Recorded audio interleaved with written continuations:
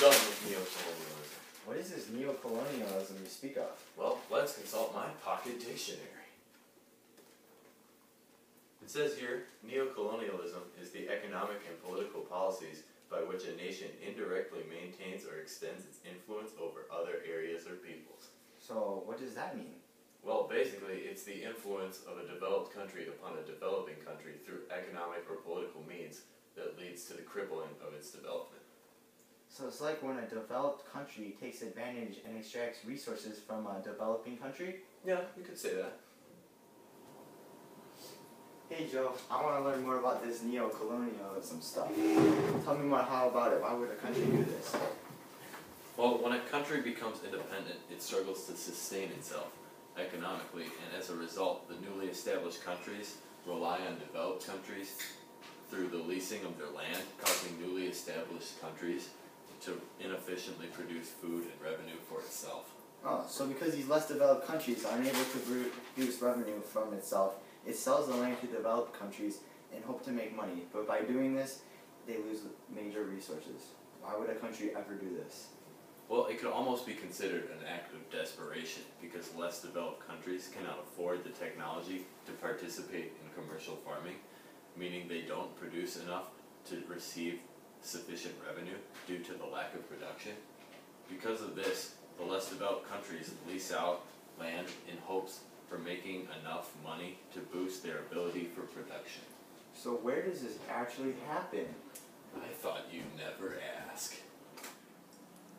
A prime example of neocolonialism would be the independent country of Ethiopia, who has fertile land, adequate water supply, and an ideal climate for farming. However, the Ethiopians lack the knowledge and technology to take advantage of these resources.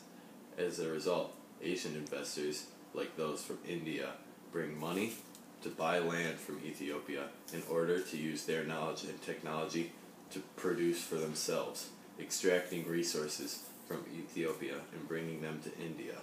And despite the fact that Ethiopians make money out of this deal, they lose land and as a result leave their citizens undernourished and unready to develop. Oh, I think I know what you mean.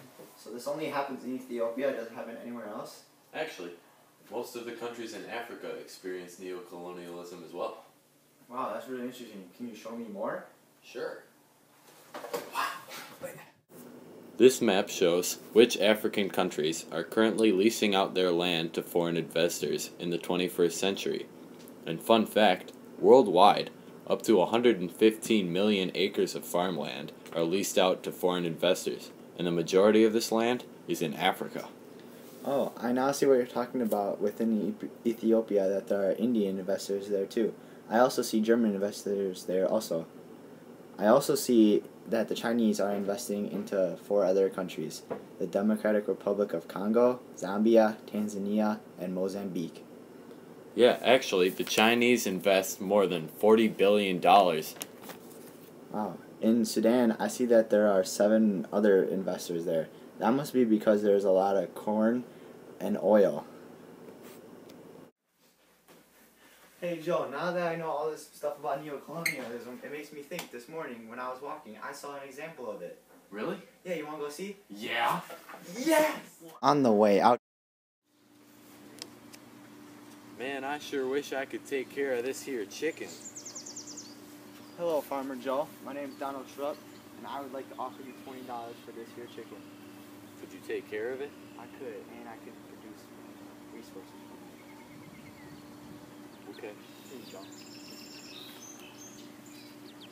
Thank you, Farmer Joe. Awesome. I made money. Wow, $1. Wow, even more money.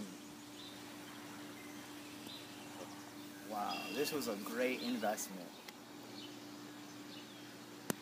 Wow, I'm rolling in the dough.